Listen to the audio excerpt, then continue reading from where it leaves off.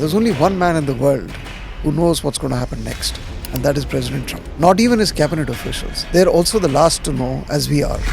There was a lot of investment in India, and people are actually worried that is the United States losing India? India is not fueling any war machine. Who has actually built up the Russian energy empire? Who has built up Rosneft, Gazprom, all these, these huge state within a state? It's the Europeans. In your articles, you said not to get upset with what he says and not to react. You have to be realistic. Bravado and being rash and being kind of, thumping your chest or the table is not actually going to help. This Trump-Putin meeting, do you think they can hammer out a peace deal at all? He has actually not allowed his foreign office or the State Department to handle the relationship. He has handpicked an envoy, Steve Witkoff, his golfing partner, to do the negotiation directly with Putin. By the end of this year, you will have a deal between the Americans and the Russians. Munir threatening a nuclear holocaust, and that too from American soil. Not an easy thing for India to ignore. The Munir-US relationship today is a real thing, and it is something which we have to be very quick in understanding, not pretend it is not happening. Are there times when the Prime Minister may say something but the NSA says no? Oh yeah, sure. It happens? Of course. I mean, that's the job. Because you will not be made NSA if the Prime Minister thinks that all you're going to do is to agree with everything he says. There are occasions, and on policies such as Pakistan and this and that, where there is a record of NSAs differing with the Prime Minister.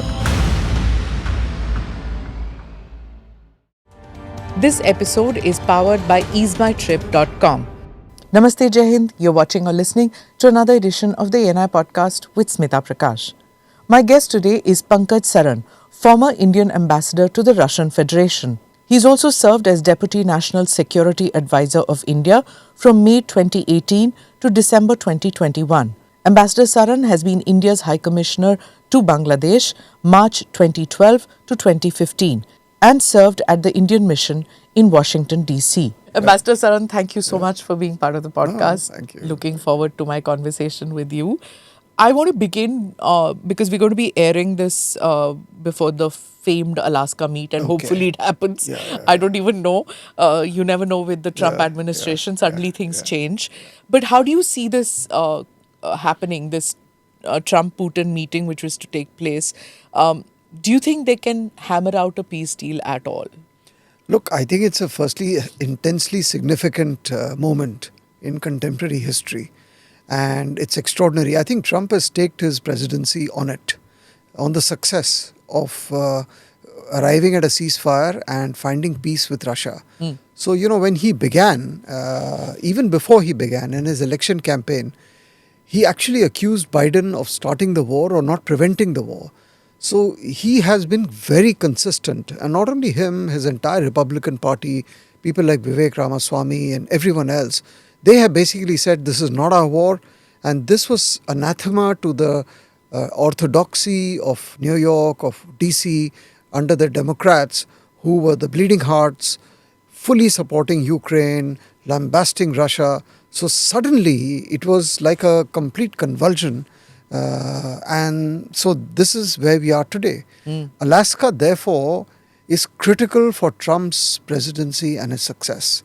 And the last 8 months have been a roller coaster between him and Russia. I mean, to the point that he has actually not allowed his foreign office or the State Department to handle the relationship. He has handpicked an envoy, Steve Witkoff, his golfing partner, to do the negotiation directly with Putin. So it's a very unorthodox, unseen. The first people who were shocked were the Europeans. They could not understand what is going on. They were very, very fearful of a Trump presidency because they thought they're going to be sold down the drain. So coming to the question, I think Alaska is intensely significant. I have always betted on the fact that by the end of this year, you will have a deal between the Americans and the Russians, regardless of the ups and downs or the highs and lows, because this is the nature of the negotiation. Okay.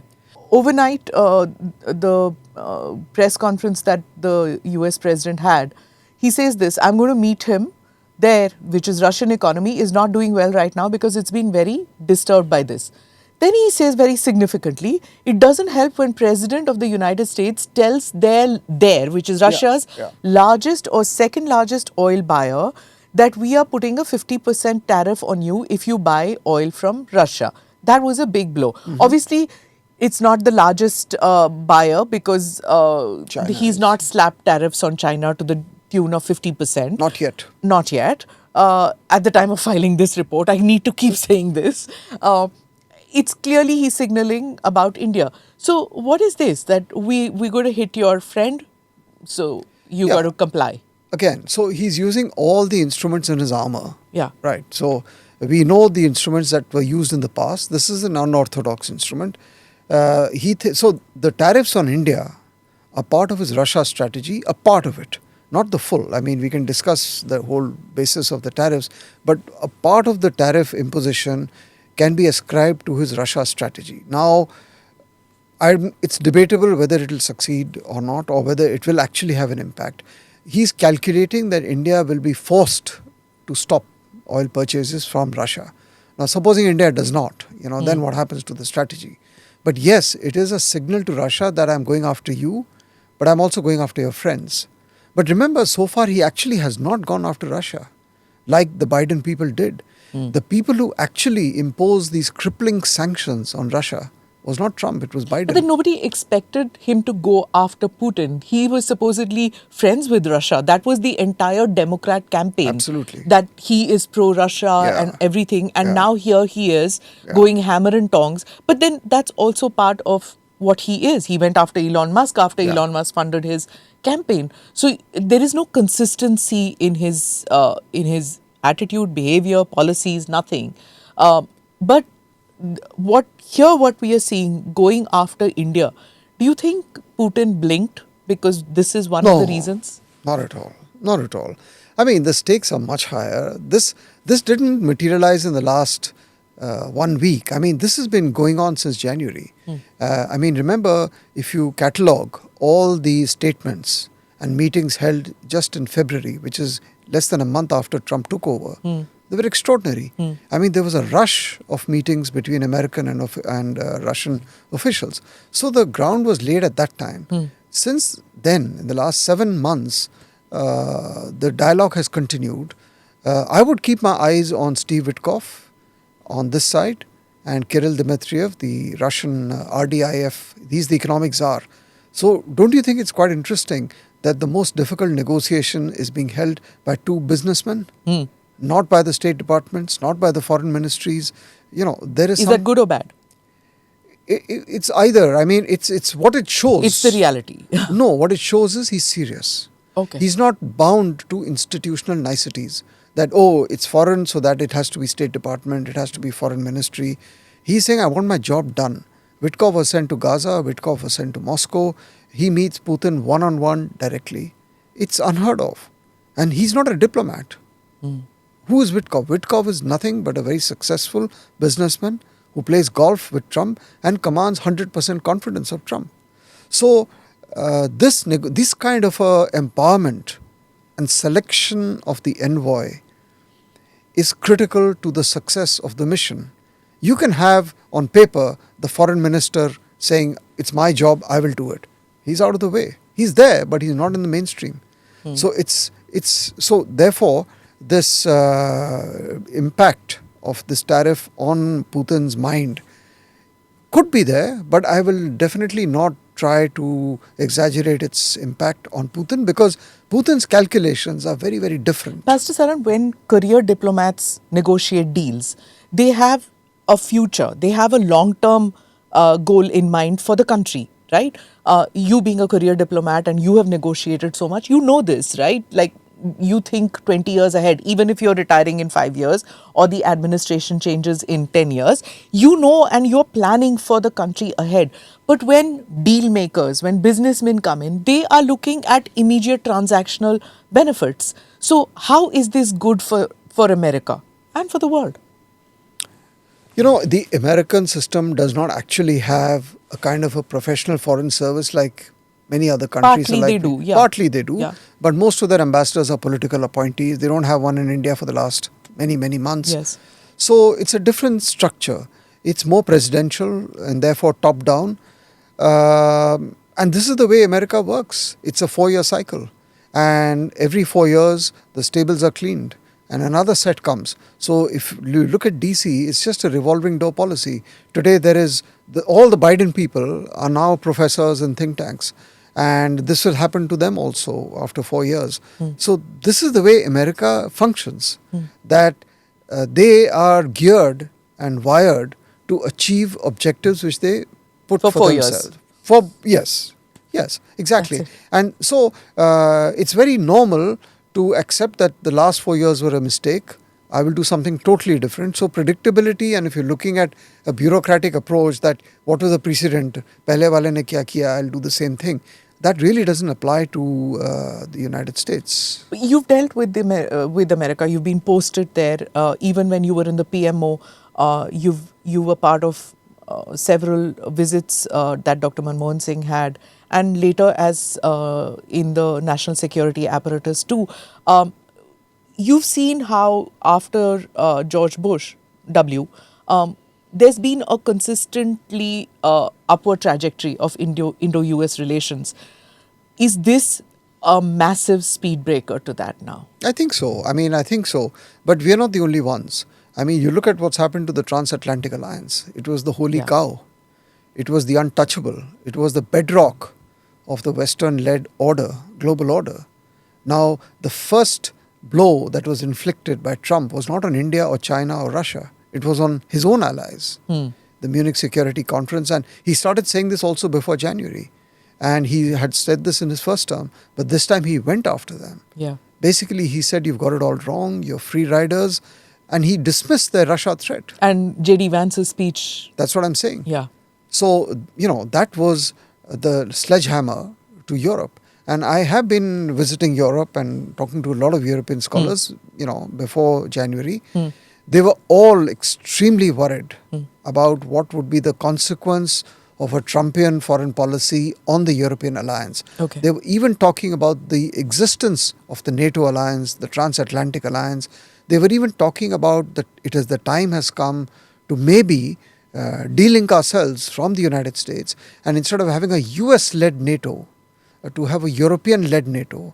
They even talked about issues about a coalition of the willing, that since Europe is large and diverse, a few of them should get together and handle their own security. So the French, the Germans, the Italians, they started asserting themselves. Recalibrating now. Recalibrating.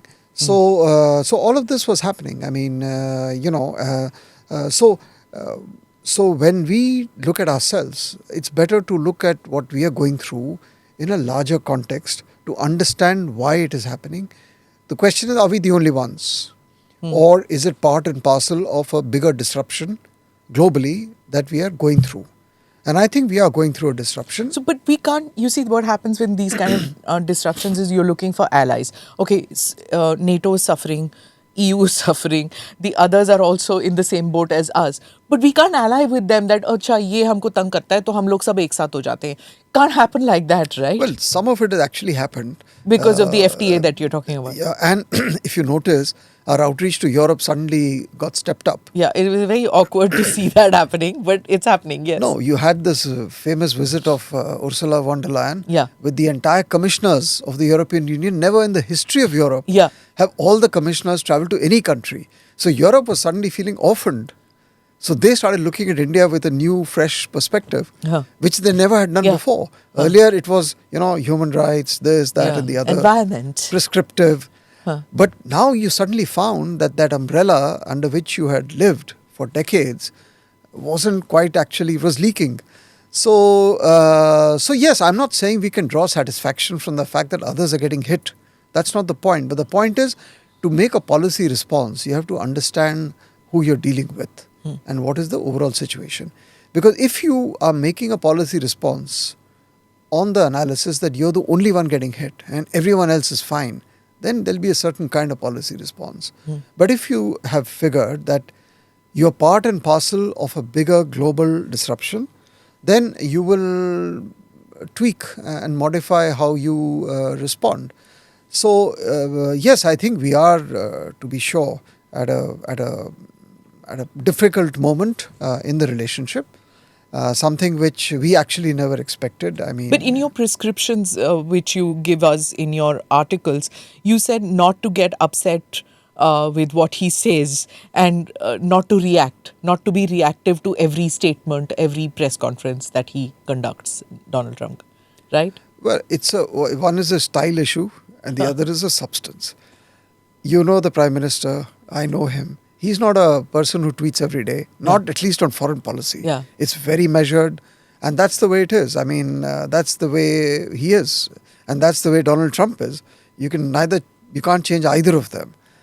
So Forget the Prime Minister. All we're getting from Indian side reaction is a Joint Secretary drafting a statement, very anodyne, and putting that out. So every time Trump says dead economy, yeah, all we get is one statement, which is like, yeah, I think, look, everyone here is still wanting to play this carefully because the stakes are so high in the India-US relationship. I think what you're seeing is a recognition of the fact that, look, there is an asymmetry out here. You're dealing with a global power.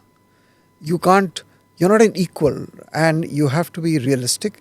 Bravado and being rash and being kind of, thumping your chest or the table is not actually going to help. So that is why I think so far, and also I think it's all work in progress. I don't know where is the full stop in the Trumpian approach to India, let us say. keep squeezing. Or he could relieve the pressure. Okay. So we can see both happening. Basically, he's testing.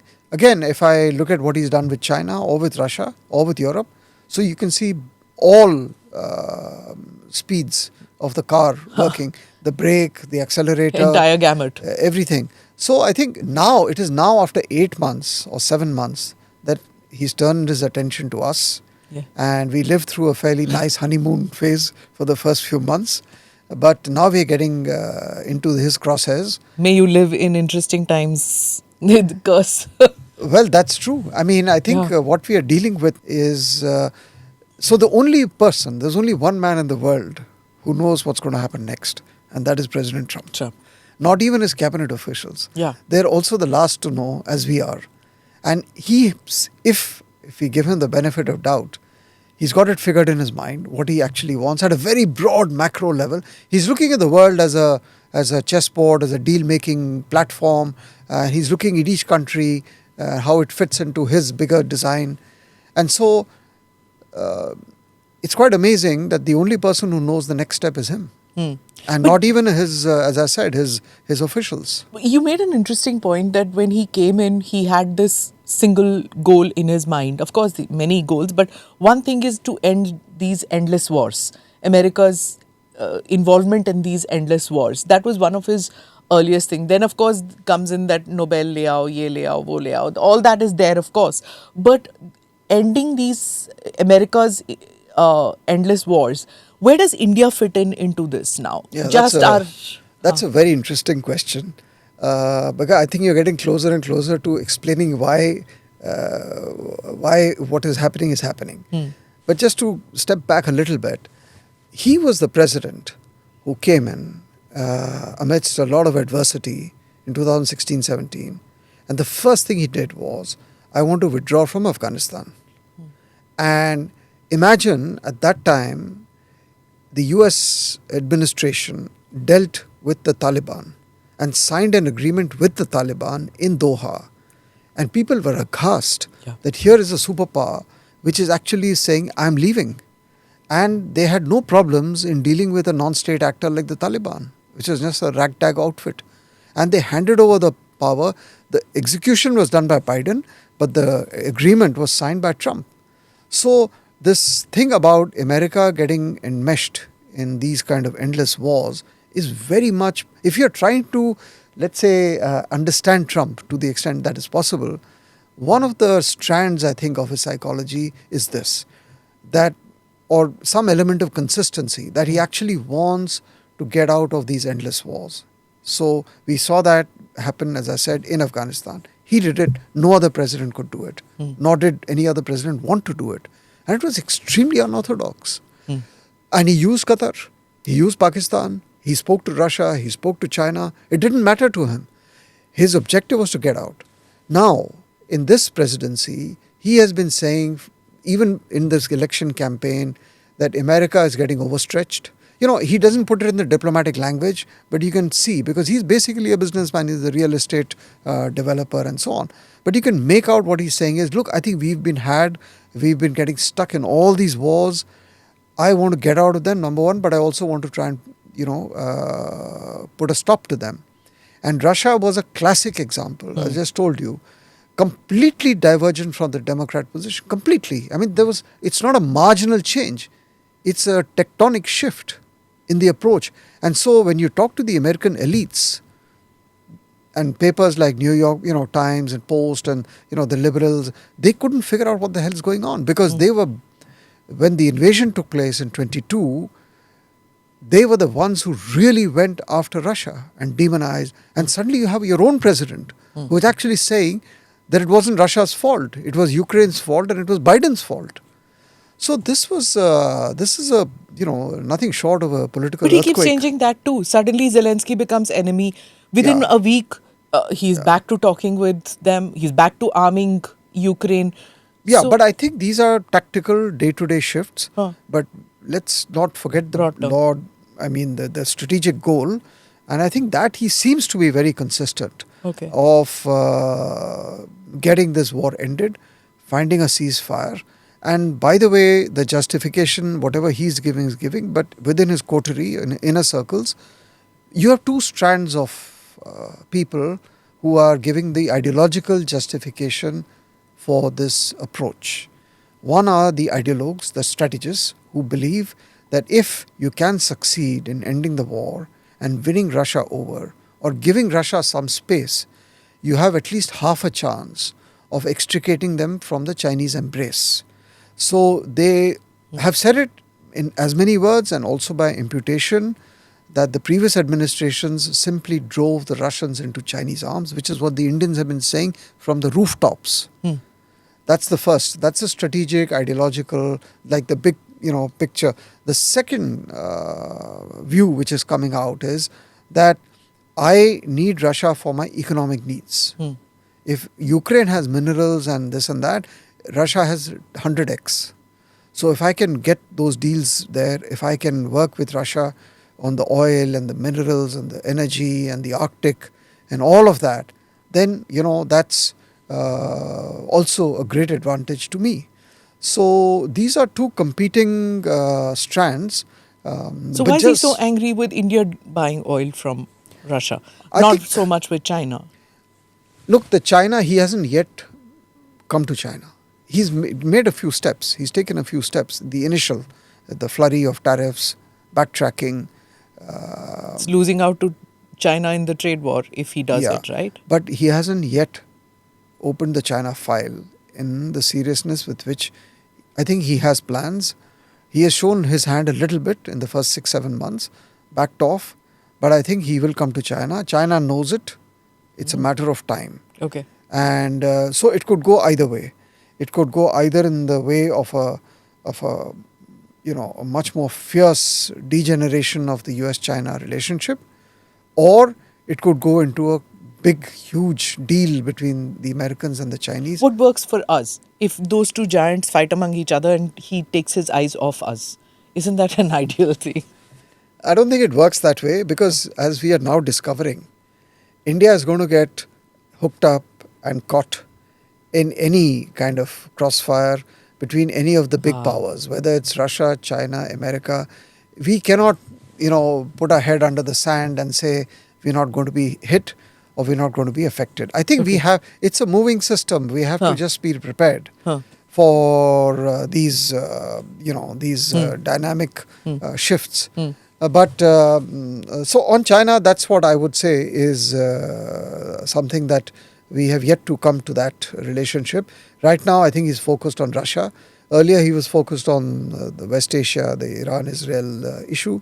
But China, he will come to. I think let's wait and watch. And on the other question that you asked, about why tariffs on India, we can discuss that. Sure. That's a bigger question. Yes. Deserving of some. Please go ahead. Yes.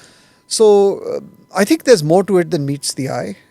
It's not just a Russia oil issue because, logically it doesn't really make much sense, considering that India has been importing this oil for the last 3 years, 3+ years. So for someone to just wake up one day and say, oh my God, you're importing Fueling oil. the war You're machine. fueling the war machine. And I've written about it. And, look, if you want to be objective and truthful and honest, India is not fueling any war machine. The monetization of Russia's oil and gas wealth was not done by India. For the last 75 years, we have not imported any oil from Russia. Can you imagine? Our imports have been basically from the Gulf. When the going was good, it was from Iran, from the Saudis, from the UAE, Kuwait, etc. But never from Russia, despite the best of relations we had with Russia. Now, everyone used to ask, why are we not importing from Russia? There were other reasons for that. Our imports have begun only in the last 3 years. So who has actually built up the Russian energy empire? Who has built up Rosneft, Gazprom, all these, these huge state within a state? It's the Europeans. So today, to us to be told that no, you are fueling the machine is not true. I mean, to be polite. Yeah, the gas and oil went to Europe. They went to Europe and it was hundreds of billions of dollars which was being exported, and they built up that whole Russian. So that's why I'm saying there's more to it than meets the eye. It's not exactly as if, firstly, I contest the proposition that we are fueling the machine. Secondly, even the fact that if I bring it down to zero tomorrow, the machine will collapse or that it will have some debilitating impact on Russia. I don't think it's going to happen. In any case, the imports have varied, have fluctuated, have gone down sometimes, gone up sometimes. So that's the second part of the thing. The third part is, I think, we discussed a little bit, is it part of his Russia strategy to put some mental pressure on Putin? Is it part of other unhappiness which he seems to have developed with India over some actions? We can discuss those. So it is being used as a stick, a convenient stick, to kind of wrap India on the knuckles, which may not have anything much to do with the oil and Russia and so on. Then but what? just It's as a that, pressure we point. didn't give him the joy of saying that he negotiated the ceasefire. Is it that personal? It could be. It could be. It could be. Also, I would say he was probably worried that the Pakistani whole episode which we had with them in May kind of disrupted his plans and didn't fit into his agenda for the world. And it was like a distraction, unnecessary distraction for him. So it could be that. It could be the personal angle. Because the difference between what he said personally, not his administration, and what the Indian government, the joint secretary said from the Indian side. And Randhir sir, please watch. And of late, of course, the Prime Minister himself told President Putin directly in June from Canada, was actually quite evident, the difference of approaches. So I think all of that has contributed.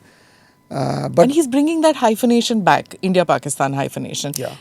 Dragging it 15 years back, which had been dumped. Yeah. He's dragging that back and doing it. So I think the people who are very uncomfortable with all of this is happening are the American strategic experts and the American strategic community itself. Yeah. People who watch the relationship grow in the last 2 decades are really upset that, here is the situation where you're unraveling what was built with a lot of difficulty.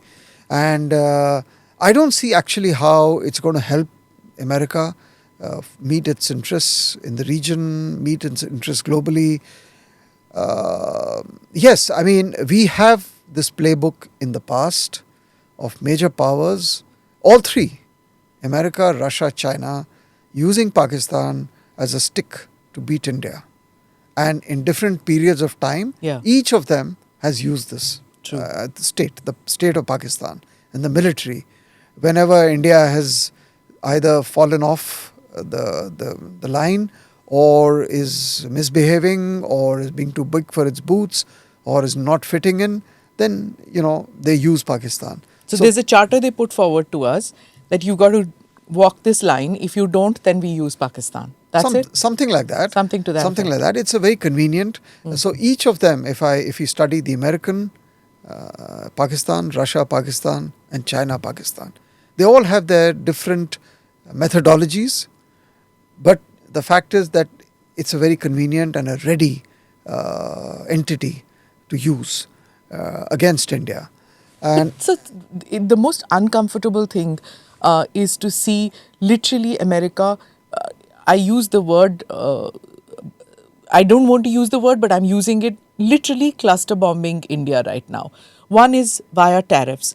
Two is the daily press briefing where he says something or the other, Donald Trump.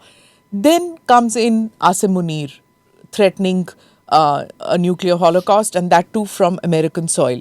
Not an easy thing for India to ignore, because last time he did that, within a couple of weeks, we had Pahalgam happening.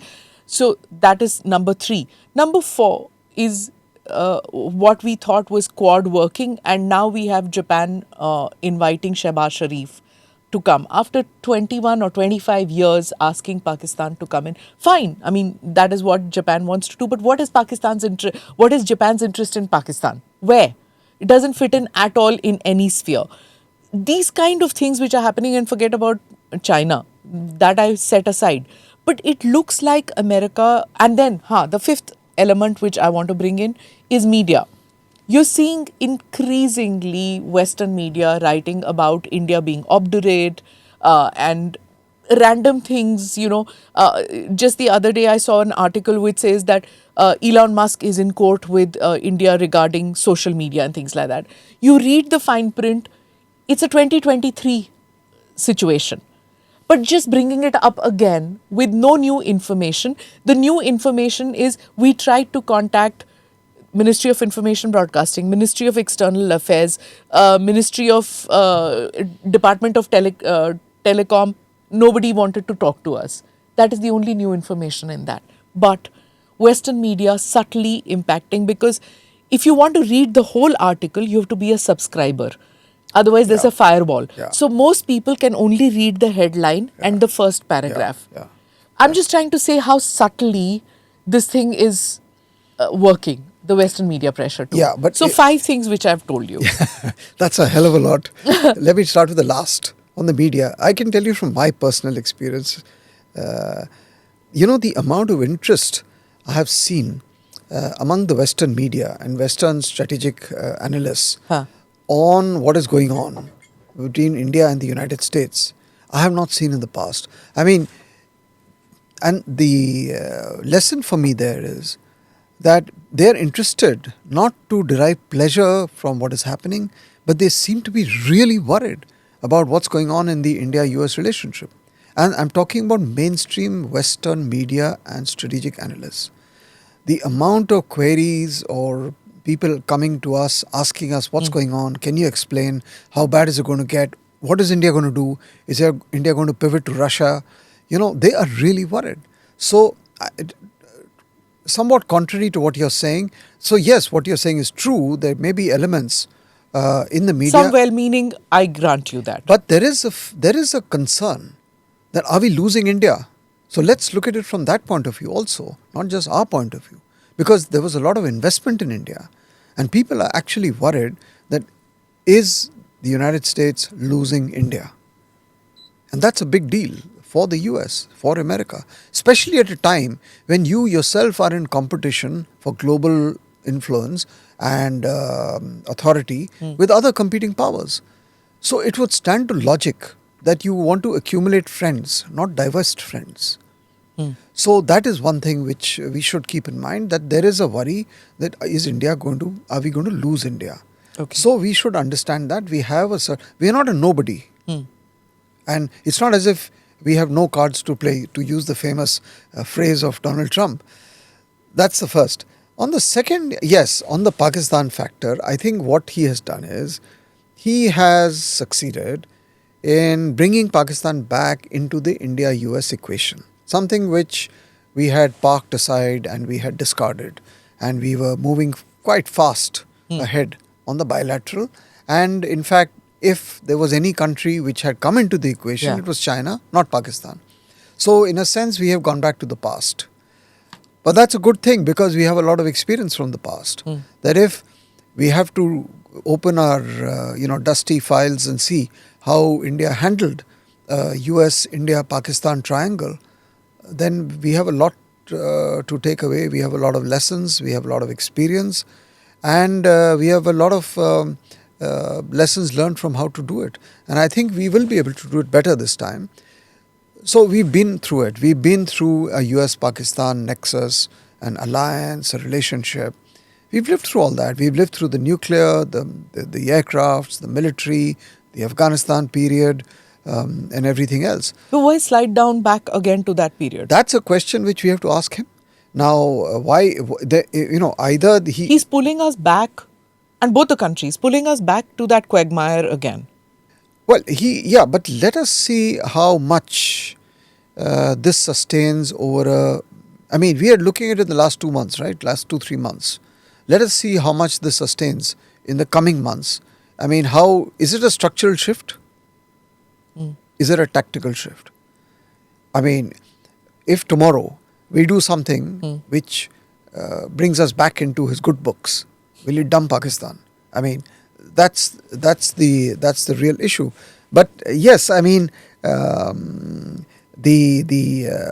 Munir Trump and the Munir US relationship today is a real thing, and it is something which we have to be very quick in understanding, not pretend it is not happening, not be in denial, and kind of find our responses to it. He's found. I want to also talk about Japan, but before I talk about Quad, I want to concentrate still on the Pakistan angle. So you've been in the national security apparatus too. How do you see this latest thing about designating the Majid Brigade as designating them, the BLA, and its ally, which is this Majid Brigade, as an FTO, foreign terrorist organization? Because just a couple of weeks back, we saw the resistance front being given that designation, and now this happens. So it's a continuation of that hyphenation, or is there a larger interest that the Americans have in Balochistan now? Well, I think it's it's difficult to say. The Baloch issue, the BLA has been a terrorist organization of some sort for many, many years. So obviously this is part and parcel of it's a further cementing of the US-Pakistan strategic relationship and strategic understanding. So from that point of view, it is significant. And, we have to see it from that point of view. The TRF is something which we have spoken about in the Security Council last year. The Americans designated it.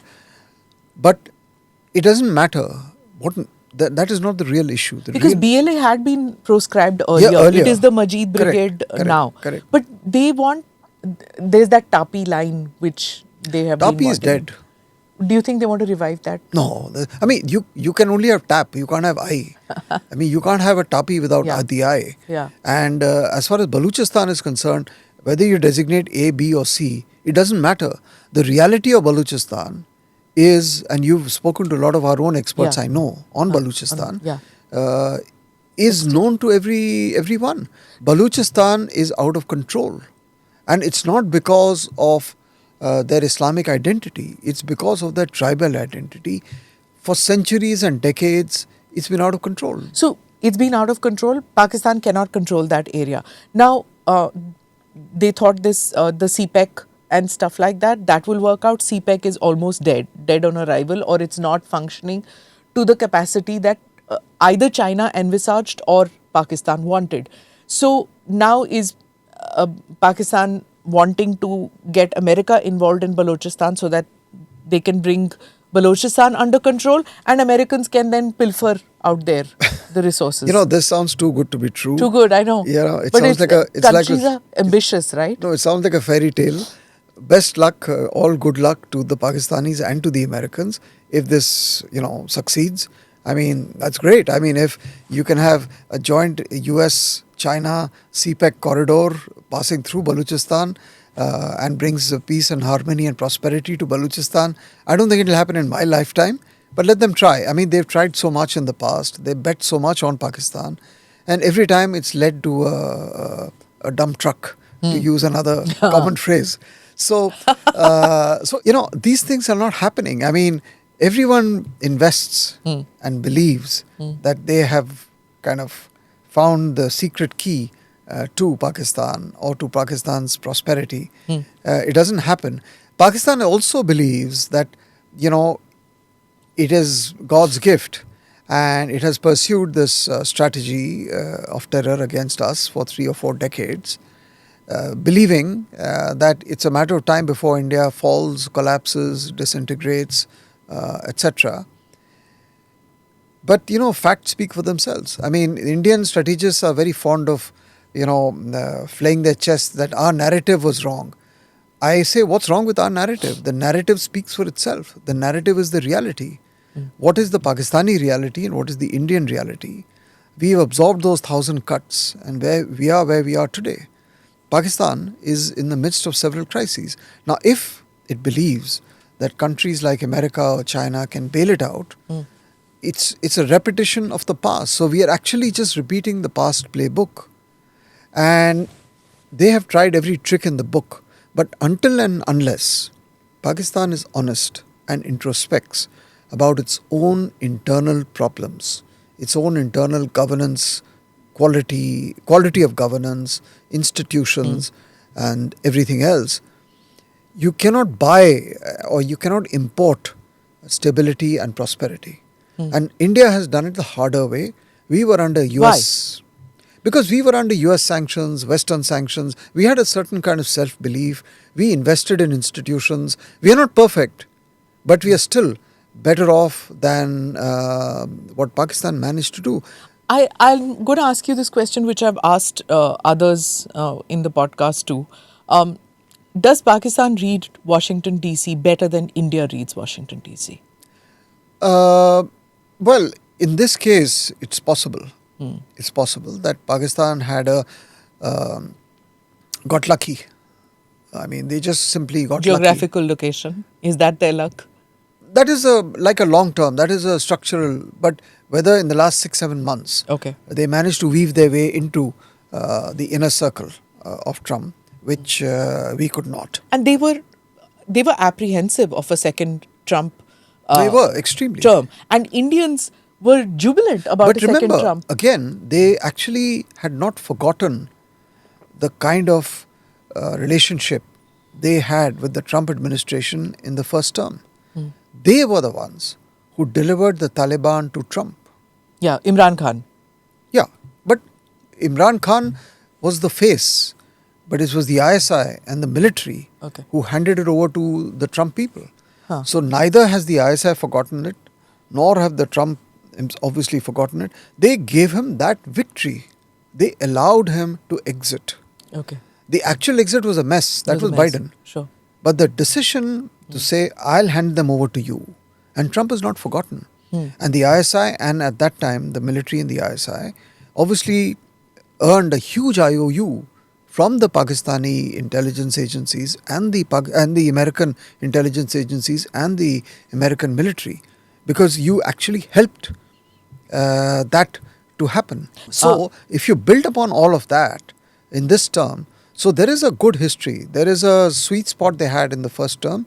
They built upon it, and they've been very quick to move How does ahead. China react in the sense that watching Asim Munir going to DC twice in the past couple of weeks? I mean, they've just had Operation Sindoor, they've had their aircraft being used, they've had their radars being used by Pakistan, and you're my pup and you're going there. How does that happen? Yeah, that's a great question. I mean, I ask myself all the time, what would Beijing be thinking? I mean, frankly, President Xi didn't host Munir for a lunch, right?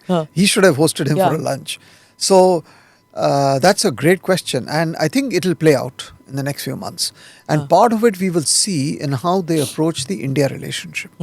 Because if they feel that they are being taken for a ride, or that Pakistan is double timing, or that the moment Pakistan got an opening in America, you ditch your old trusted all-weather friends and hunt in greener pastures, then the Chinese will also, there will be a section in China which might want to teach Pakistan a lesson, saying that, you can't have it both ways. This is not the 70s anymore. I don't need you to mediate between me and the Americans, because those days are gone. I needed you in 72. I don't need you today. So your utility to me on the US-China relationship is basically zero. I don't need you. Yes, I need you for my India policy. So there will be conflicting views within Beijing on how to respond to Pakistan's open courting of the Americans and vice versa. And they're like saying, what's going on? My poodle is running around. I had this leash around him, and, he's hunting all over the place. So that's one view, that Beijing, there will be a view in Beijing. But there'll be another view in Beijing, which is more the traditional orthodox hardline, saying, look, let them do it, but it's a critical part of my containment policy for India. So I have to keep Pakistan in check, engaged, in play, and let me give a little freedom to them to move around and dance around in Washington. So I would say there are these different views. As you know, in every capital, major world capital, you don't have monochromatic views. There are multiple. But in Beijing, there is no? I don't think so. Not at all. Not at all. It's a very sophisticated. At the end of the day, of course, there will be uniformity, but there will be, even in India, there are different views. There are people who think that, there was a time till, let's say, a couple of years ago when they were fixated on Dalai Lama and fixated on these issues. Yeah, fixated on that. Yes, but there was also a view in Beijing that the big question in Beijing which had to ask itself was, have we lost India? Has it shifted, irrevocably towards the United States? Or is India still in play? Can we still bring it back? These two strands were always struggling with each other.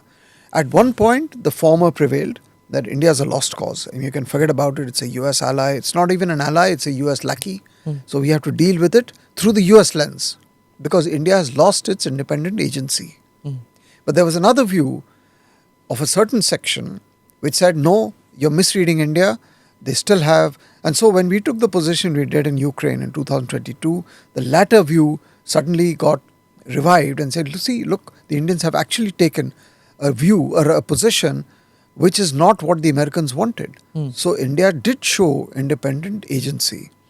So I think there is, even within Beijing. So that's the beauty of Indian foreign policy, that, you keep everyone guessing. Yeah, me too. But let me come to this point which, in case Alaska doesn't fructify, because we're going to be airing this on 14, so we really don't know. In case Alaska summit doesn't fructify, or if the summit happens but it's not end of the war, in such a situation, Putin coming to India and PM going for Shanghai, will that invite more tariffs? Look, they're two totally different things. Our relationship with Russia and relationship with China. The Putin coming to India, I don't think so. Actually, I really don't think so, because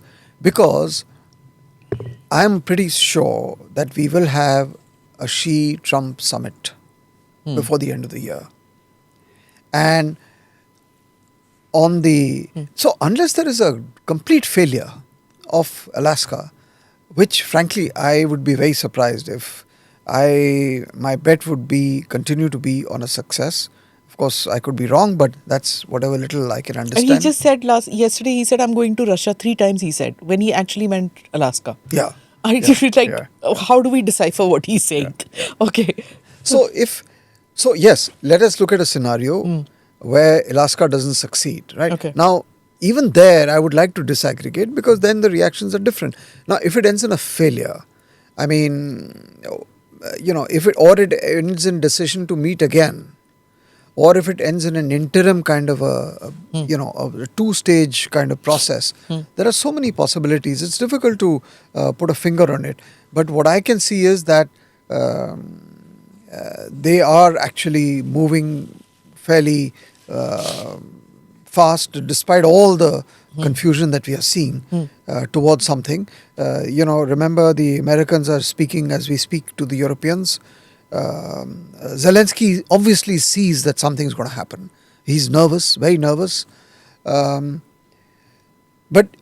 regardless of what happens in Alaska, the Prime Minister's visit to China will happen.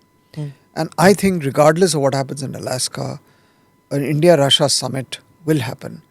Now, if tariffs are going to be imposed on India, tariffs will not be, the whole irony of the whole thing is that tariffs are not going to be imposed on us because we are talking to China, which is our number one strategic threat and challenge. The tariffs are going to be imposed on us because we talk to Russia, which is a friend, but it's their enemy. And so it's and also on agri products and all that which he wants, or is that a sideshow? No, then nothing can prevent him from imposing further tariffs. But if he feels that we are poking him in the eye, or we are holding a summit with Russia deliberately with an eye on him or America or the West, I can understand that he may get further enraged. But everything which we are telling him is that this is not the case.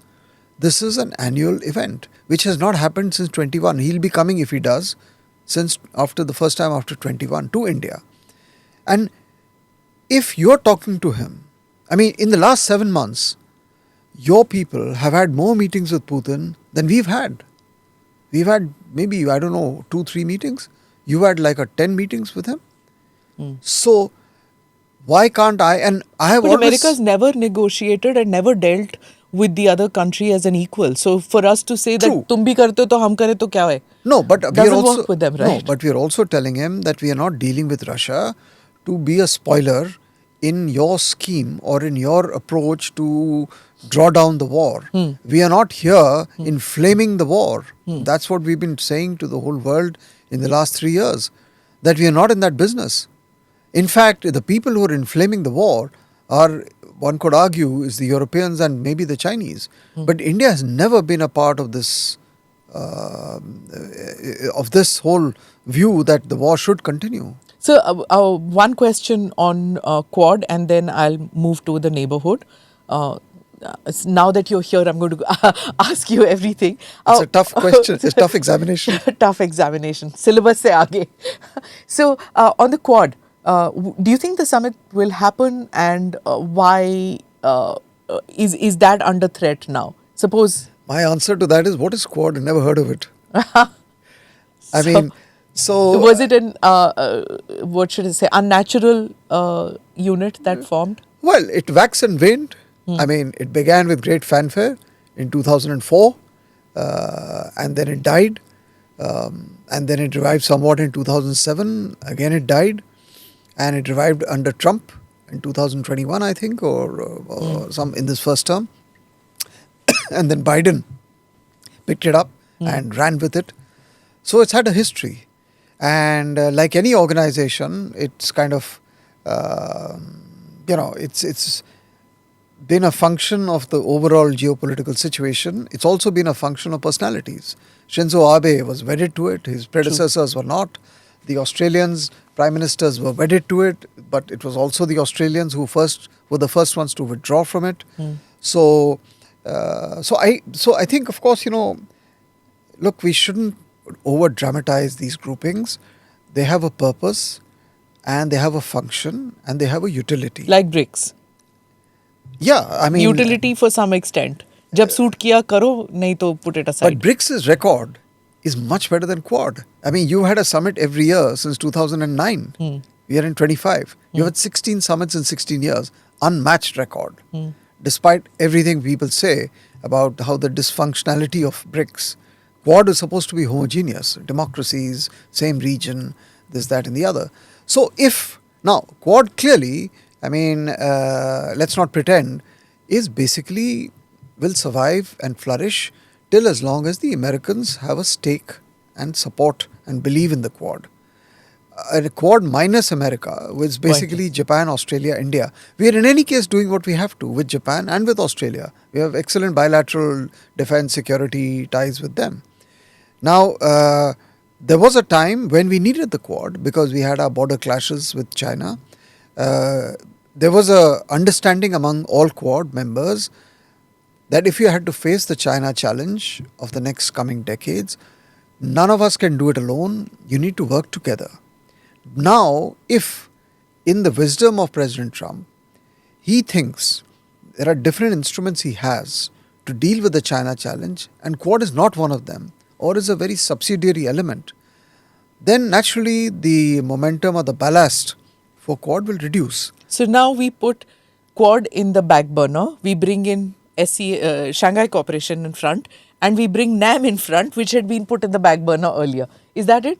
Is that our dynamics now? No, you're talking about India. I was talking India. about America. I'm talking about India. No, so India will. I mean, The global south, not NAM. We should use the new terminology. No, so I think India will continue to go through the processes of inviting people for the Quad summit.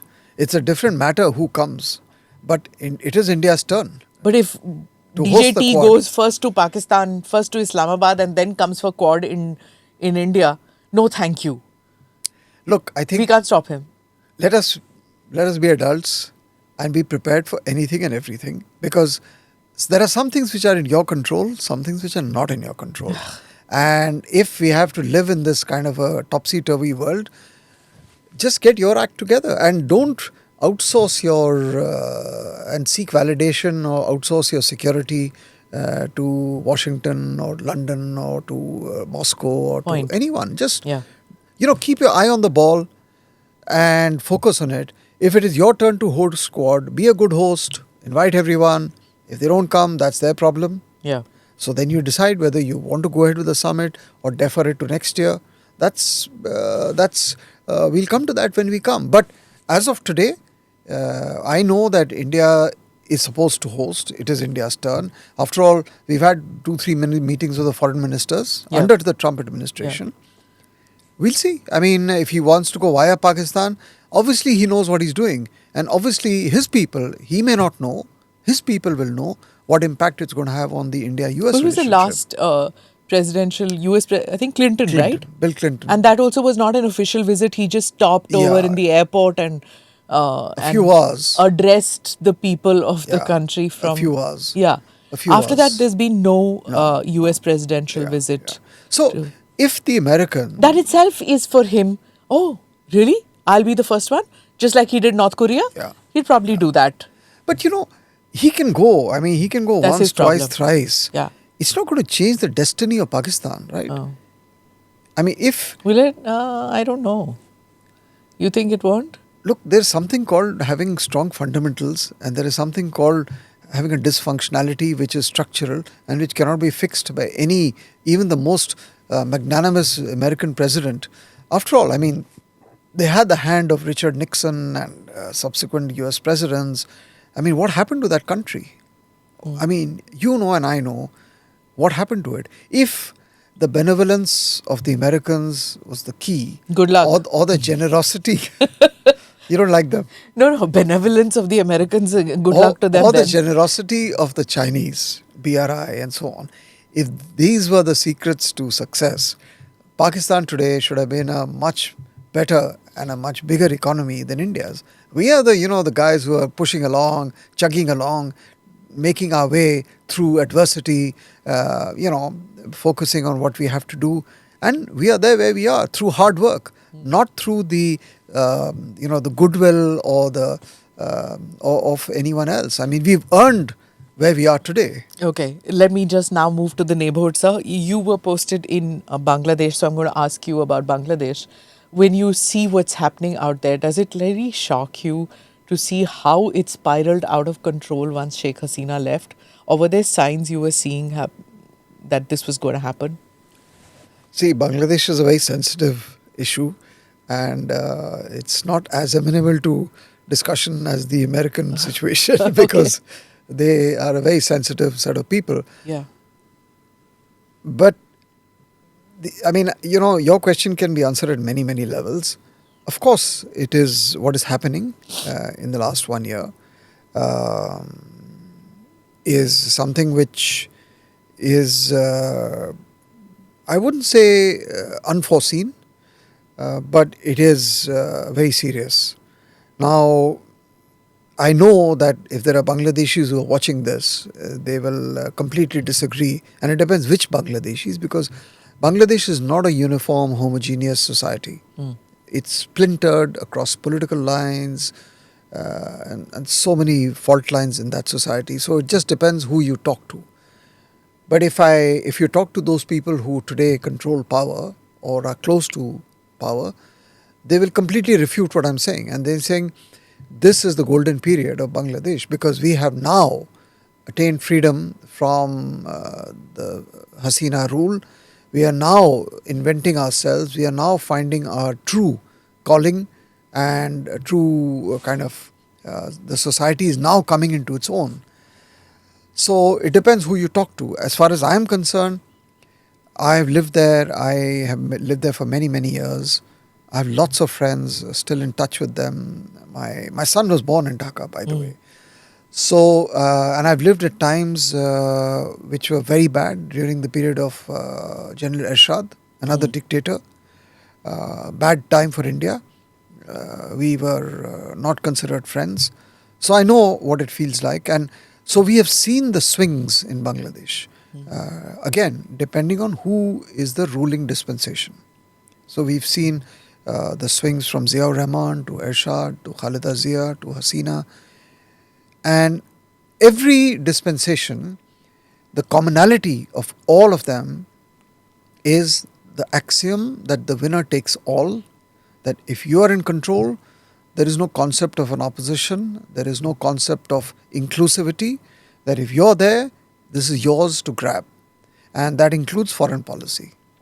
And so what is happening today, in addition to this kind of a tendency, is the fact that I don't think anyone is really in control of what is going on.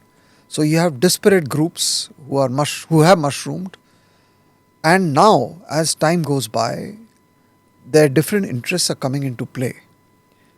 So the students have a certain set of interests, the Islamists have a certain set, the established political parties, the BNP and Awami, have a certain set of interests, the army has a certain set of interests, and of course finally the bureaucracy. And then of course you have the intelligentsia and the media and so on. So it is not as if you are seeing some kind of a national consensus. Frankly, I would wish them well, because I have always believed that it's important for us as India to have a Bangladesh which is at peace with itself. But what I'm finding today is that there is a lot of tension between these groups. There is a very high degree of lawlessness. I mean, they won't agree, but it is true by objective observers. You're getting very close to mob rule. And I only hope that they can actually have an election in February. In February. And it is inclusive, free and fair. Not because I'm saying it, but because they themselves say it. The army wants an election, right? Does Mohammad Yunus actually, will he deliver on an election? He can't without the army being on board. Oh yeah. And either way. The only functioning institution today is the army. Bangladesh army. Is the army. There's no one else. The police, the administration, the judiciary, they're all very badly compromised. So I think this vacuum which is there has been sensed very early on by the Islamists, because they are the only organized force, much more than the students or the BNP. And they are untested, relatively speaking. So they regard themselves as those, men on white horses who can come untested, pure, who can actually come and set things right. So the Islamists, 4 or 5 of them, feel that this is a moment for them to actually emerge and to challenge even the BNP, because the BNP also is steeped in all kinds of controversies, and their record is far from good in terms of governance. You talk of corruption, you talk of nepotism, you talk of all the ills of governance. In fact, there is very little to choose, I would say, between the BNP and the Awami. Okay. Because the BNP is also family-led. Awami minus Sheikh Hasina, you mean? Well, Awami minus Sheikh Hasina is a very new phenomenon. Yeah. We have yet to understand what Yeah. it will be and what it is. Too fragmented now to figure out, right? Because so the established parties were led by the two ladies. So it's The very Begums. interesting. Huh. You know, she was the widow of Ziaur Rahman. The party was born in the cantonment. Yeah. Her son had to run away and was rather forced to leave in 2007 or 8 or something. The other side, father was Sheikh Mujib. The whole family was assassinated. One daughter or two daughters luckily escaped.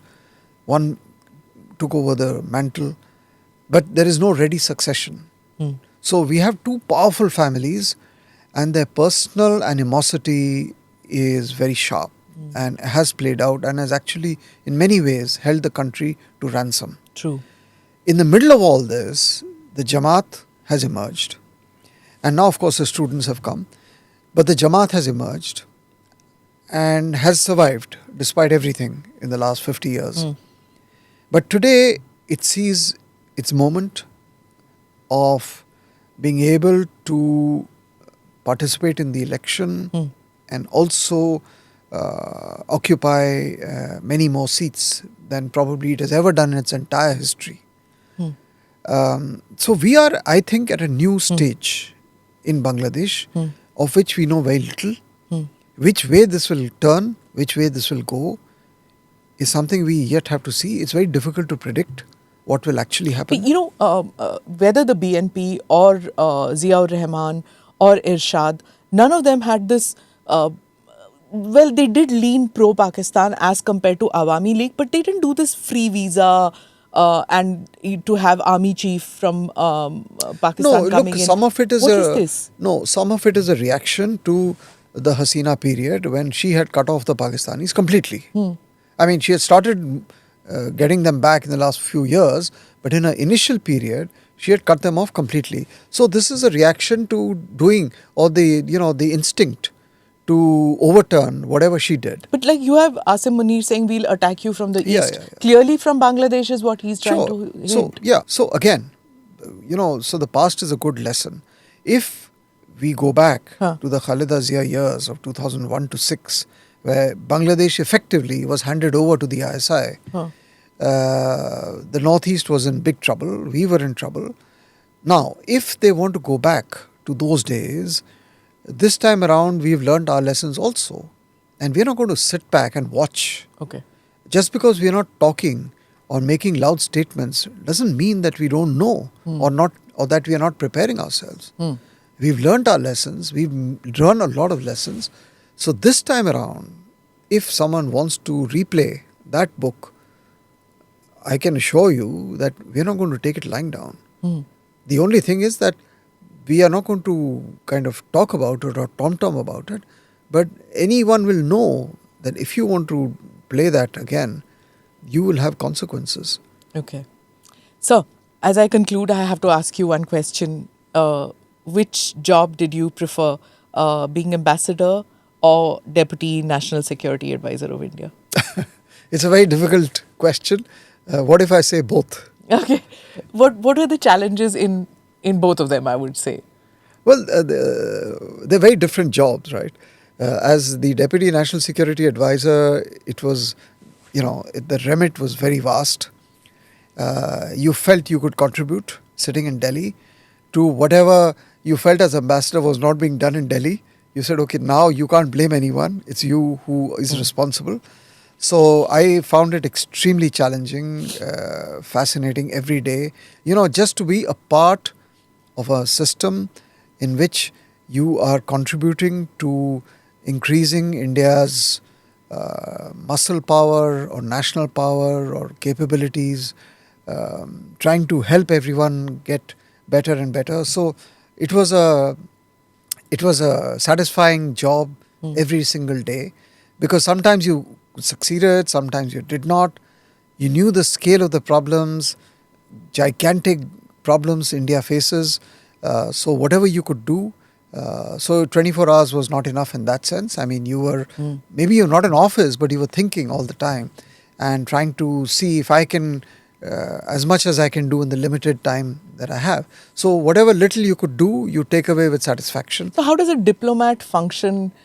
For example, if you're in the State Department to be put into the Pentagon or something like that, and then here, a diplomat's job is to find solutions and build bridges, whereas one would think that in your job as national security advisor, you're looking at everything from a security perspective, which means cracking down on those very bridges, right? No, it's actually the opposite. Okay. What happens is that in a system like ours, which is, despite the Prime Minister's best efforts, there are silos, there are ministries, they don't necessarily talk to each other as much as they should be talking. So much of my job, believe it or not, was actually diplomacy within India. To get people to sit, to talk, to find, even if we are discussing the kind of stuff we did today, I mean, what is the Indian view? What is the party view of a certain crisis or a situation? How do you arrive at that? What is your response to a security challenge or a threat? There are multiple players involved in decision making. Even if you look at, let's say, the question of the United States or Bangladesh. I mean, in the US, you have the Commerce Ministry, you have MEA, you have Finance Ministry, you have the agencies, you have so many people. So the job of the Deputy NSA, and that is why I would say the National Security Council was beefed up, was reformed, because of the understanding that in today's day and age, national security is an integrative whole. You cannot have silos. You cannot. A Ministry of Home Affairs or Defense or MEA is not the equivalent of national security. National security is more than the sum of its parts, and therefore you need that integrative approach to all these threats and challenges, which are not cannot be addressed by one single ministry. So the National Security Advisor see, if we look at Brijesh Mishra, the first National Security Advisor that we had, he was also Principal Secretary to the Prime Minister. Now, you've worked with Mr. Doval, and he's done 11 years, I think, as NSA, right? So how do you see the two styles of Mr. Brijesh Mishra and of Mr. Doval? Look, I've worked with all Principal Secretaries since 1995. What I can tell you is that we are very lucky as a nation, as a country, to have the best people on the job as Principal Secretary or NSA. And I've seen successive Prime Ministers. All of them have been absolutely fantastic in terms of ability and track record. But all of them have been very different from each other.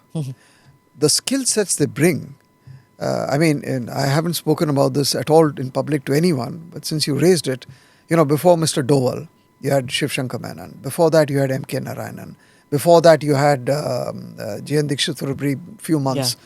And then before that, Brijesh Mishra was the first National Security Advisor after the nuclear tests in 98. Each of them has been a personality and a huge, strong sense of what India is. The ability to give whatever you have to the job and the trust you have of the Prime Minister.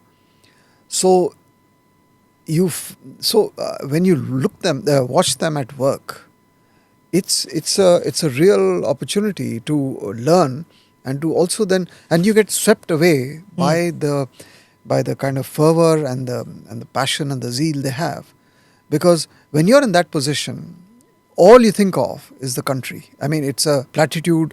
I don't want to make it sound like a slogan, but it is actually true, because at somewhere in the entire system, the buck has to stop. Yeah. And you are a chosen person, not because completely for political reasons, but also because of your credentials. So it's a combination of your of your professional capabilities and the trust you have of the political So leadership. do NSAs differ with the Prime Minister? Have you, I mean, I'm not talking about just one NSA. You've interacted with so many of them. You've worked with so many of them. So are there times when the Prime Minister may say something, but the NSA says, Oh no, yeah, this is sure, not. sure, sure. It happens? Of course. I Yeah. mean, that's the job. Yeah. An NSA can never be a yes man. I Should mean, not be a yes man. And is never. Is And is never. Because you will not be made NSA if the Prime Minister thinks that all you're going to do is to agree with everything he says. At the end of the day, the Prime Minister is weighing 10 options. He's hearing his cabinet colleagues. He's hearing the secretaries of the ministry. He comes back to the room.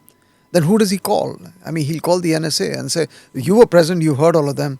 Tell me, what should we do? You work as a team.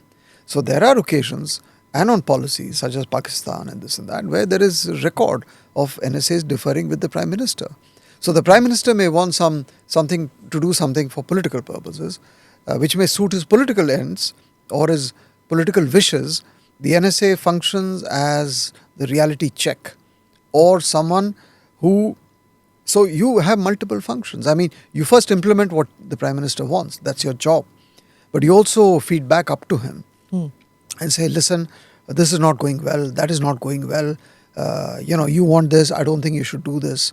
So when you talk of India's institutions, you have to give credit to the fact that we have actually developed these very solid institutions, and every NSA has worked for the country, and they've gone away. They've gone into the shadows after the job is done. So when the 26/11 attacks happened, what was the impact of that on Dr. Manmohan Singh? I think it was quite bad. Yeah. If you remember 26/11 in 2008, now in the early part of 2008, till then, two things were happening. One was the economy was doing actually quite well, and you were really in a bright spot. Everyone was talking about the Indian economy, and everything was looking quite good. He hadn't got into the controversies which he had gotten to closer to the Commonwealth Games and in his second term. This is before 2009. We are still talking of The first term. The first term. Also, so that was internally. Externally, two things were happening. Number one, he was on the top with the conclusion of the US deal, the nuclear deal. 2005, of course, and then 2008 was the NSG waiver. He had just won a very difficult vote in Parliament, defeated the left, and completely endorsed and the Parliament endorsed his US policy. So he became the first Prime Minister to actually have the sanctions removed and to have that leap of faith in the US relationship. So he was riding high on that. And staked personal capital on that completely. Completely. I mean, from 2005 to 2008, I would say that was his principal preoccupation. So, in a sense, he was actually the architect of the turnaround of the India-US. And the second thing which was going on was the India-Pakistan dialogue through the back channel under, even when President Musharraf was there. And that was going reasonably well. Very few people knew the details. Satilamba and the others. Yeah. You know more, seem to know everything. So that was going on, and that was good, and it was with his blessings. And he was very keen to find some solution on Kashmir. And, in 2007, you started the cross LOC trade, and things were happening on that India-Pakistan, which would never happened in the past. There was some very bold moves were taking place. But then, in late 2007, after Musharraf was removed, the whole thing collapsed, this dialogue. And in September 2008, this is before November, the global financial crisis happened.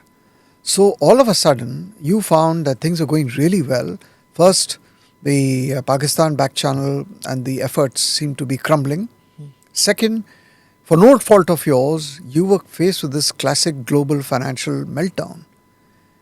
And then, 2 months later, 26/11 happens, November 26, 2008. And for him, that was a very devastating blow because he saw the world like just collapsing because he had everything under control. Yeah.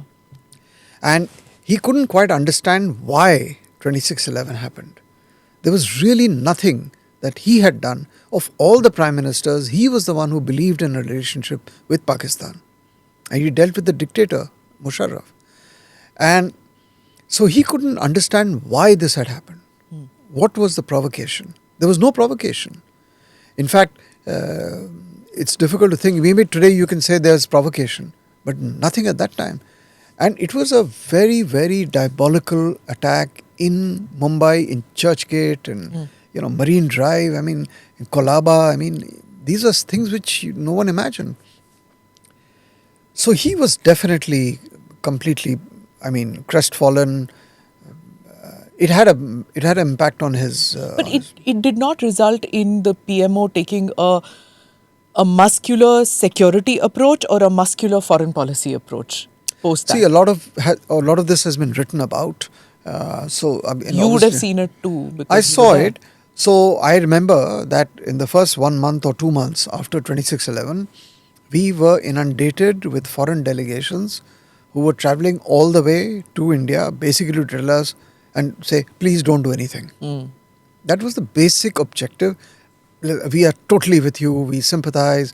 Our tears are with you, but don't do anything. And literally begging us. So this is exactly the kind of attitude and the response which the world had when 9/11 happened. When you had an enraged superpower which had been hit in its heart, when the entire world went and condoled with America to hold its hand. Same thing happened to us. So that happened. But so that was one thing. The second thing, of course, was a lot of other things were done internally. Mr. Chidambaram became Home Minister. Home Minister, correct. A lot of other structural reforms took place, beefing up of intelligence, this, that and the other. A lot of it is still surviving, those steps. Right. But yes, this idea that you go and it was considered, but finally it was chosen not to do. But you had a very unfortunate situation, and it's a lesson for everyone today, that with the best of intention, you were kicked by the Pakistani establishment. And there the complicity is so ironclad of the Pakistani state with what happened. So I think it was in a sense, again, a defining moment. It was a double whammy for Manmohan Singh, both the economy part and the Pakistan part. And by the way, at that time, our relations with China were okay. They were not so bad. So yes. And he could never make a visit to Pakistan, though he was born there. Undivided India, but born there. Gah. He was born in Gah. Gah. Correct. And everybody was like, okay, he is going to visit. He's going to be that prime minister who visits. But it wasn't him to do that. It wasn't in his tenure that it happened. So I think every prime minister. But he was never emotional about that part maybe he wasn't given to emotions anyway or display of it. But one didn't see that he wanted to do it. Like, at least it wasn't visible. It was people who thought that he's a person who is born there, so he may want to. Yeah, so again, when we talk of different personalities, we were talking, again, this is a case study of someone who actually believed that India must have a certain relationship with Pakistan. It was possible, and we should do it for the sake of India. But if a person like Manmohan Singh cannot succeed, I don't see who can succeed. Yeah. Gujral failed, right? Yeah. Manmohan Singh failed. All these peaceniks, they failed. So, it's also the job of the Prime Minister to protect the NSA to some extent, because the NSA never defends himself when there's stuff written about him in the media, at least in the years that I have seen all the NSAs. So when there were headlines saying M.K. Narayanan should be, I remember the banner headline, why is he still NSA? When 26/11 happened, people wanted his scalp, but he stayed on. Then there was the time when people said that Shiv Shankar Menon got the job of the NSA only because he became the fall guy for Sharm el-Sheikh and shielded the Prime Minister from the flack that came his way during Sharm el-Sheikh. So the reward was that he became the NSA. So the NSAs come under a lot of flack. do the prime ministers then take it upon themselves to shield the NSA? Not really. I mean, firstly, I don't agree with half the things you've said on these episodes. But the NSA, if you I'm look, just saying the media reported it like that. Yeah. But if you look at the NSA, if you look at the track record, you really don't have any of them going to the media and justifying their actions. Yeah. You don't have them. I mean, it's quite remarkable that all of them, they're such different people, such different personalities, also different backgrounds. One is a diplomat, the others were intelligence, they were DIBs. I mean, they were hardcore intelligence officials, diplomats. So they belong to different cultures, work cultures. But no one actually went out to sit in front of a camera to defend himself. Yeah. And so this idea that you work in the shadows is actually quite a How much does a real- prime minister's personality impact on the NSA and vice versa? quite a lot, I would say. Yeah. A good team would be where they have established a good chemistry between themselves. It's not automatic. I mean, sometimes it has to be done. But where it happens, like Brijesh Mishra Vajpayee, Narayanan Manmohan Singh, Shiv Shankar Menon Manmohan Singh, now Doval Modi. So you could write a book on it. The chemistry works, and you've seen all of them. Yeah. So So that therefore chemistry is important, right? my lips are sealed. Okay. But if there's that, you have to have 100% trust in your NSA, otherwise things won't work, right? Absolutely. I mean, absolutely. You cannot have a situation where the NSA, you don't trust the NSA, or the NSA feels that his position is being undermined by someone else. And because, look, in a day, as the Prime Minister of India, I mean, this is not a small country. You have thousands of challenges. In a day, you're making decisions every moment. Now, it is quite possible that some decisions are wrong and some are right. You cannot have a 100% record. But, so therefore, and a lot of decisions are taken in conversations. A lot of decisions are taken even by maybe a silent conversation. I mean, I don't have to, listen to you. I just look at you and I know what you want or what has to be done. So at that very high pressure So that firewall is maintained then? Is maintained. So the prime ministers normally do not also tend to get into this business of going around defending NSAs. They just keep quiet. I mean, the biggest defense of an NSA is that he continues. That's the defense the NSA enjoys. That we haven't so far had any NSA being removed. I mean, of course, during the election, there was a kind of a shift from Mr. Narayanan to Mr. Menon, but so that's the biggest defense. Because with Brijesh ji, it was like he was literally alter ego of the Prime Minister. Yeah. They were there all the time together, and many times the Prime Minister was unwell. He went in for surgeries and all, and everybody knew that it was Brijesh ji who was taking all the decisions at that time. And with Mr. Doval, he's obviously very close to the Prime Minister, which is why in 11 years one hasn't seen a change in that happening, even though he's past 80. In spite of that, Prime Minister hasn't replaced him with anybody else.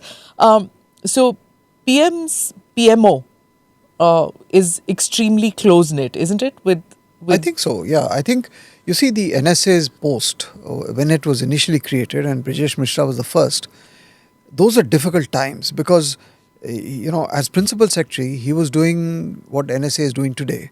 But then when the job was bifurcated, because we went nuclear and then the nuclear structures were created, you needed to create a post which would service the India's nuclear weapons program.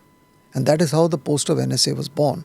So the first few years were difficult because how do you segregate something which was integrated for decades?